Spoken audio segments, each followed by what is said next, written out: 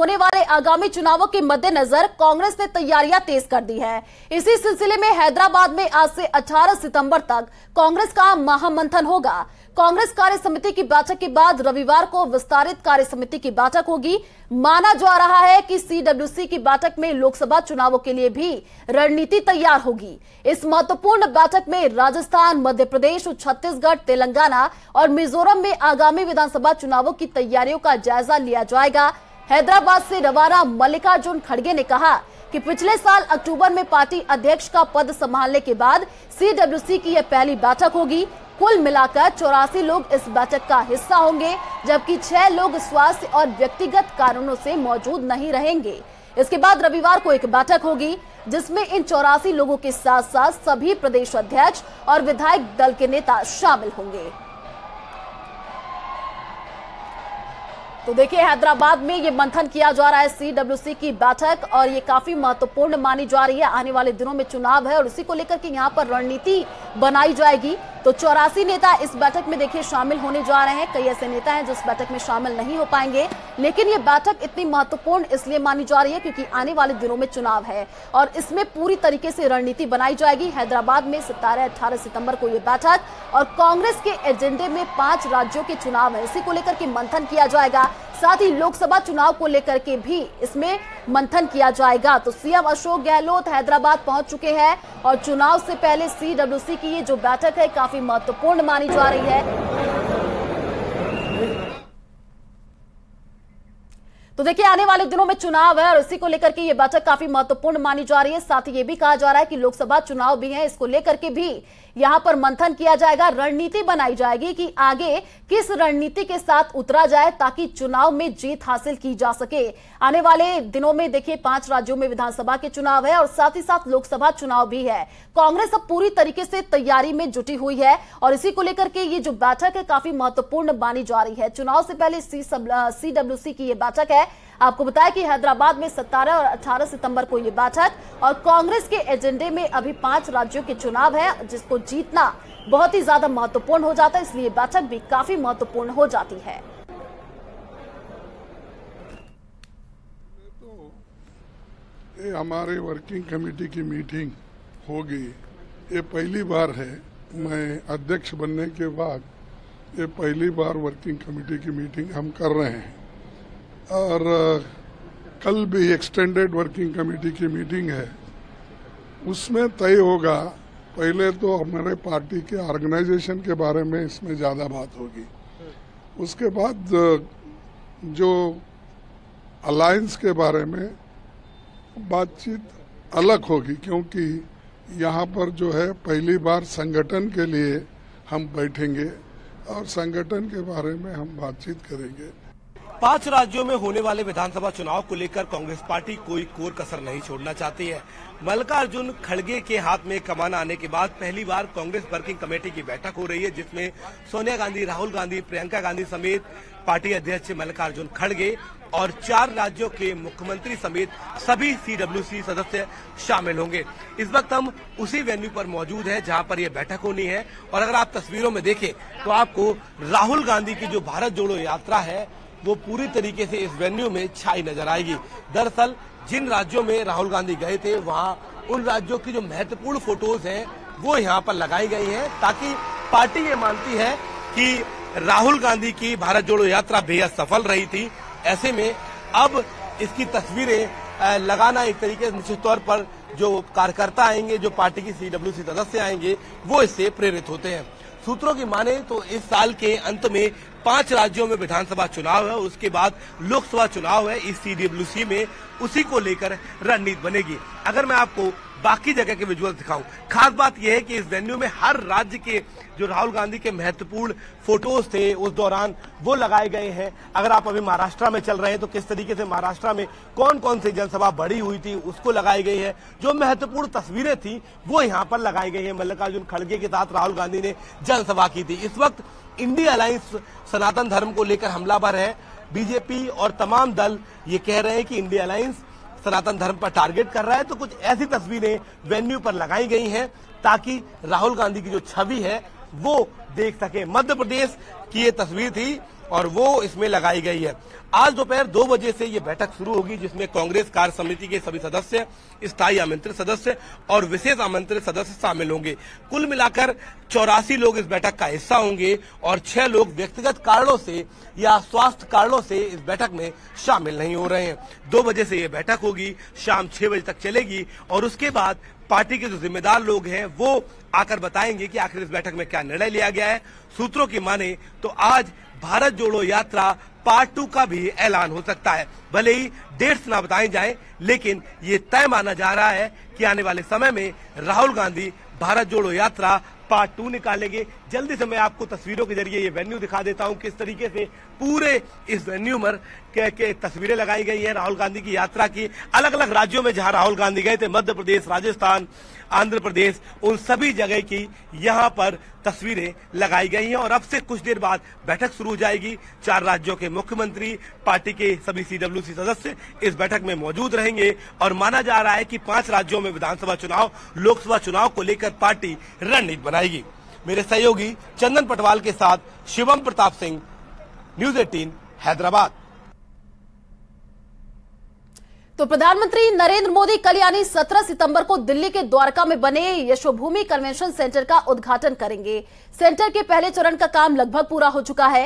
ये convention centre विश्व स्तरीय सुविधाओं से लैस है। इसमें एक मेन ऑडिटोरियम का निर्माण भी किया गया है, जिसमें एक साथ करीब 6000 लोग बैठ सकते हैं। देश में अंतर्राष्ट्रीय स्तर की बैठकों, सम्मेलनों और प्रदर्शनियों की मेजबानी के लिए विश्व स्तरीय बुनियादी ढांचों का निर्माण किया जा रहा है। इनमें से कई का काम पूरा भी हो चुका है।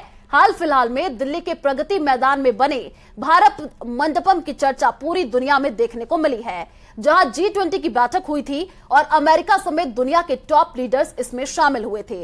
इसी तरह से दिल्ली के द्वारका में India international convention and expo centre का निर्माण भी किया जा रहा है, जिसे यशोभूमि नाम दिया गया है।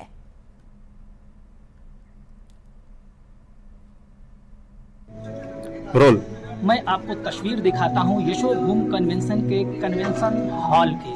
आप देख सकते हैं ये कन्वेंशन हॉल है। ऐसे दिव्य कन्वेंशन हॉल यहाँ पे 15 बने हुए हैं और 13 मीटिंग्स हॉल हैं। अब कन्वेंशन सेंटर के हॉल को इस तरीके से भव्य तरीके से सजाया गया है, इसकी झलक आप सीधे कैमरे पे देख सकते हैं कि यहाँ की छत को किस तरीके से डेकोरेट किया गया है। इसमें कमल की पत्तियां दिखी गई हैं और इसके साथ ही जो फर्श बनाई गई है उस पर आप देख सकते हैं किस तरीके से टच दिया गया है। एक आपको भव्य आकार लगता है, जो आसपास की वॉल है वो वुडन टच है, लेकिन इसको सिल्वर टच दिया गया है और इस तरीके से इसमें तमाम स्क्रीन भी बड़ी बड़ी लगाई गई हैं। एक हाल में कुल 4 LED स्क्रीन हैं जो यहाँ पे प्रेजेंटेशन होंगे या कोई प्रदर्शनी लगाई जाएगी, उसका ठीक तरीके से इस पे भव्य प्रदर्शन किया जा सकेगा।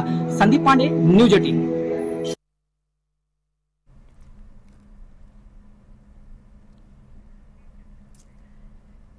तो देखिए, पीएम मोदी ये राष्ट्र को समर्पित करने वाले हैं और क्या क्या खासियत है वो भी हम आपको बता रहे हैं। विश्व स्तरीय एक्सपो सेंटर है यशोभूमि, जिसकी तस्वीर दिखा रहे हैं। दुनिया के सबसे बड़े प्रदर्शनी हॉल्स और 8.9 लाख वर्ग मीटर क्षेत्र में ये यशोभूमि बना हुआ है।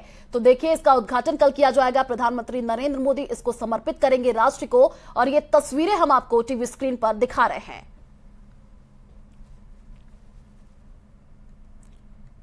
तो यशोभूमि का कल उद्घाटन किया जाएगा। प्रधानमंत्री नरेंद्र मोदी इसको राष्ट्र को समर्पित करने वाले हैं। एक साथ 6000 लोगों की बैठने की क्षमता है। ये सारी खासियत हम आपको बता रहे हैं। यशोभूमि की क्या क्या खासियत है वो तो दुनिया के सबसे बड़े प्रदर्शनी हॉल्स में देखिए ये शामिल होगा और 8.9 लाख वर्ग मीटर क्षेत्र में ये यशोभूमि बना हुआ है। तस्वीर हम आपको टीवी स्क्रीन पर दिखा रहे हैं, जैसे कि आप देख पा रहे हैं। इंटरनेशनल एक्सपो सेंटर की ये एक्सक्लूसिव तस्वीरें हैं। तो प्रधानमंत्री नरेंद्र मोदी कल इसको राष्ट्र को समर्पित करेंगे। देखिए, कल इसका उद्घाटन कर दिया जाएगा। तो यशोभूमि की जो खासियत है वो भी बता रहे हैं आपको। 8.9 लाख वर्ग मीटर क्षेत्र में ये बना हुआ है और एक साथ 6000 लोगों की बैठने की क्षमता बताई जा रही है।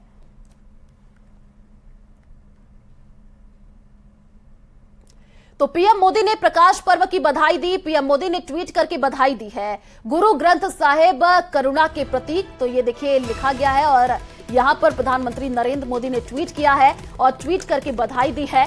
और क्या कुछ लिखा है वो भी आपको बता रहे हैं। तो गुरु ग्रंथ साहिब करुणा के प्रतीक, ये उन्होंने लिखा है अपने ट्वीट में। तो पीएम मोदी ने प्रकाश पर्व की देखिए यहाँ पर बधाई दी है, क्या कुछ लिखा वो आपको बता रहे हैं। प्रकाश पर्व की बधाई यहाँ पर प्रधानमंत्री नरेंद्र मोदी ने दी है और ट्वीट किया है। ट्वीट करके उन्होंने बधाई दी है। गुरु ग्रंथ साहिब करुणा के प्रतीक, ये उन्होंने अपने ट्वीट में लिखा है। तो प्रकाश पर्व की बधाई देते हुए प्रधानमंत्री नरेंद्र मोदी ने ट्वीट किया है और ट्वीट करके उन्होंने गुरु ग्रंथ साहिब करुणा के प्रतीक ये लिखा है। और वो ट्वीट भी हम आपको टीवी स्क्रीन पर दिखा रहे हैं जो प्रधानमंत्री नरेंद्र मोदी ने किया है।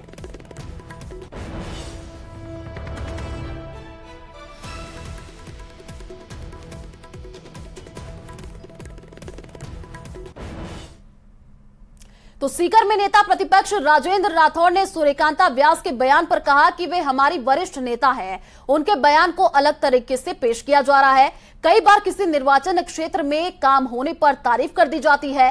गोविंद सिंह डोटासरा भी बोले राजेंद्र राठौड़। उन्होंने कहा कि वे 3 बार चुनाव जीतकर भी तुर्रम खा बने घूमते हैं। मैं 7 बार चुनाव जीतकर भी कार्यकर्ता हूं।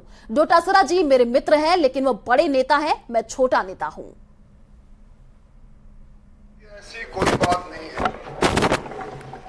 उनके व्यक्तिगत विचार हो सकते हैं। उन्होंने किस परिप्रेक्ष्य में ये बात कही उसको तोड़ मरोड़ करके मीडिया में प्रस्तुत किया गया। सूर्यकांता व्यास जी हमारी सीनियर मोस्ट विधायिका है, पार्टी के प्रति प्रतिबद्धता है और मैं नहीं समझता कि इससे कोई विक्रय की बात हो। देखिए जिस भाव से उन्होंने, जिस कंटेस्ट से उन्होंने कहा, कई बार अगर सरकारें कोई अच्छा काम किसी के निर्वाचन क्षेत्र में कर देती हैं तो उसके लिए कहता है ये काम अच्छा हुआ, उसको ये कर, इसका मतलब ये नहीं कि उन्होंने मुख्यमंत्री जी की प्रशंसा कर दी। ये हमारे पास जब दुनिया के सबसे बड़े लोकप्रिय नेता का चेहरा है और भारतीय जनता पार्टी वो पार्टी है जो 5 साल काम करती है, संगठनात्मक भी करती है और सामाजिक तौर पर भी करती है। अभी कोविड के अंदर आपने देखा होगा सामाजिक सारोकारिता के साथ भारतीय जनता पार्टी का कार्यकर्ता जगह जगह खड़ा रहा। हम कांग्रेस की तरह नहीं है जिनके पास आज भी कांग्रेस की डीसीसी और कांग्रेस की ब्लॉक के अध्यक्ष तक गठित नहीं है। उनका थैले में हमारा संगठन नहीं चलता। इसलिए हम संगठन हमारा चुनाव लड़ता है, व्यक्ति चुनाव नहीं लड़ते। और संगठन चुनाव लड़ेगा तो संगठन का ही तय करेगा कि कब किस समय उनको क्या लड़नी। तो जुनैद नासिर हत्याकांड का आरोपी मोनू मानेसर पुलिस की गिरफ्त में आ चुका है। उसे हरियाणा के मानेसर से गिरफ्तार किया गया है। हरियाणा पुलिस ने गिरफ्तारी के बाद उसे राजस्थान पुलिस को सौंप दिया है। उसे 2 दिन की पुलिस रिमांड पर लिया गया है। इस दौरान मोनू मानेसर ने बड़ा खुलासा किया है। उसका कहना है कि जुनैद और नासिर को सबक सिखाने के लिए 8 दिन पहले ही अपहरण और हत्या का पूरा प्लान तैयार किया गया था। मोनू मानेसर का कहना है कि जुनैद नासिर की हत्या के बाद वो देश से फरार हो गया था। फरार होकर मोनू बैंकॉक पहुंच गया था। इस बात का खुलासा उसके मोबाइल फोन से हुआ है जहां मोनू अय्याशी कर रहा था। वहीं आरोपी मोनू मानेसर का सिग्नल चैट भी सामने आया है जिसमें मोनू लॉरेंस गैंग से जुड़ने की बात कर रहा है। मोनू मानेसर लॉरेंस के भाई अनमोल से लगातार संपर्क में था। इसका खुलासा पुलिस सूत्रों से हुआ है। नासिर जुनैद हत्याकांड मामले में आरोपी मोनू मानेसर के कुछ वीडियो सामने आए हैं जहां पर वो विदेश में फरारी काटता हुआ नजर आ रहा है।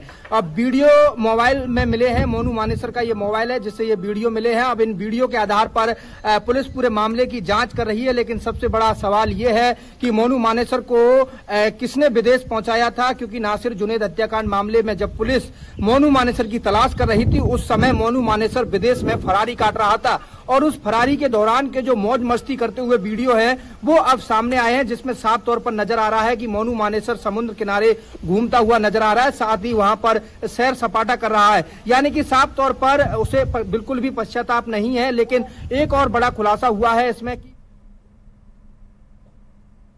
चलिए यार रुकते एक छोटे से ब्रेक के लिए। खबरों का सिलसिला लगातार जारी रहेगा, आप बने रहिए हमारे साथ। दौरा और जनसभा को संबोधित कर रहे हैं, क्या कुछ कह रहे हैं आपको सुनाते हैं।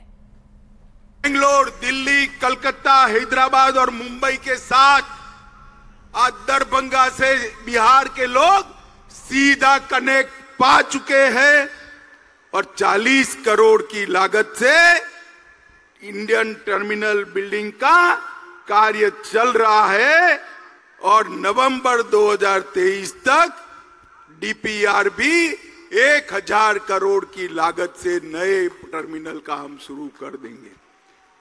दरभंगा एम्स पर हमेशा नीतीश बाबू बोलते रहते हैं, बहुत कम देश है, बहुत कम प्रदेश है जहां पर 2 एम्स दिए गए। पटना में एम्स दिया और मोदी जी ने 2020 में दिसंबर में दरभंगा में दूसरा एम्स स्वीकृत किया। 81 एकड़ भूमि नीतीश जी ने दे दी पहले मेडिकल कॉलेज में, बाद में इसको वापिस ले लिया। मैं आज स्पष्ट रूप से नीतीश जी पर आरोप करने आया हूं, अगर बिहार सरकार ने 81 एकड़ भूमि वापिस न ली होती तो आज एम्स दरभंगा में बन गया होता और यहां पर मरीजों का इलाज होता होगा। अब 151 एकड़ भूमि दी, ये पेंडाल से भी 3 गुना बड़े गड्ढे वाली भूमि दी है। मैं नीतीश जी को कहना चाहता हूं कि वे भूमि की जमीन को एक बार नीचे छूकर दरभंगा वालों को बताए कि यहां कैसे एम्स बन सकता है।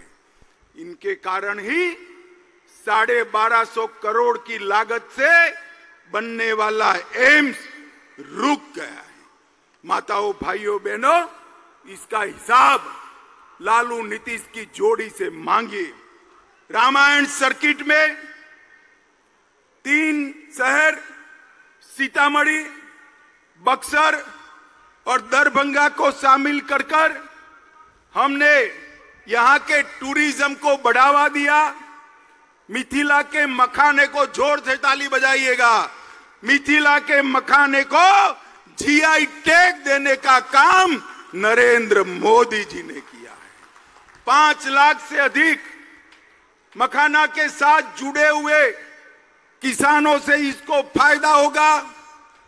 425 करोड़ की लागत से दरभंगा, मधुबनी, सकरी, जयनगर, समस्तीपुर रेलवे स्टेशन का पुनः विकास करने का काम नरेंद्र मोदी सरकार कर रही है।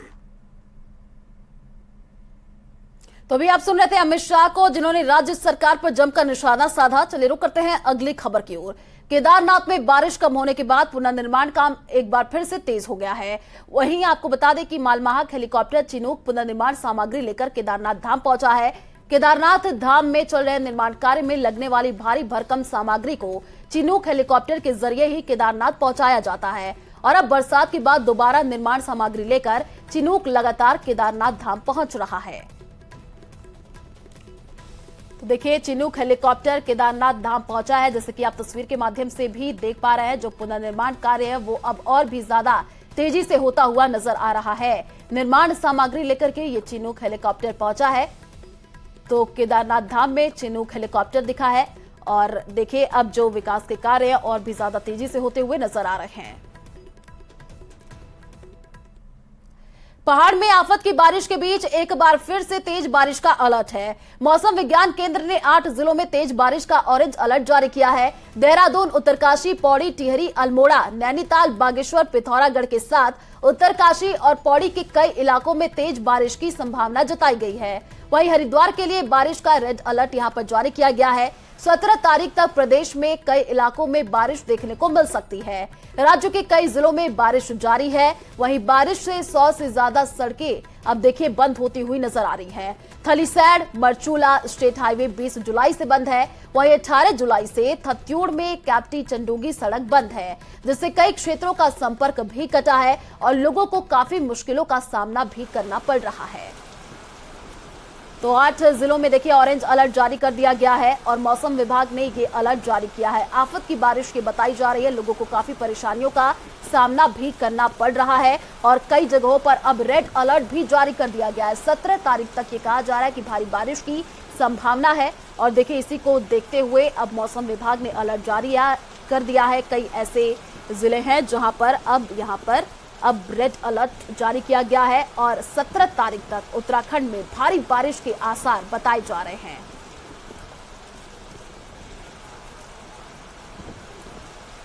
तो आफत की बारिश ये बताई जा रही है, लोगों को भारी परेशानियों का सामना भी करना पड़ रहा, क्योंकि कई जगहों पर जलभराव की स्थिति देखने को मिल रही है और 17 तारीख तक उत्तराखंड में भारी बारिश के आसार बताए जा रहे हैं। उत्तरकाशी में देखिए अब बारिश का अलर्ट यहां पर जारी कर दिया गया है।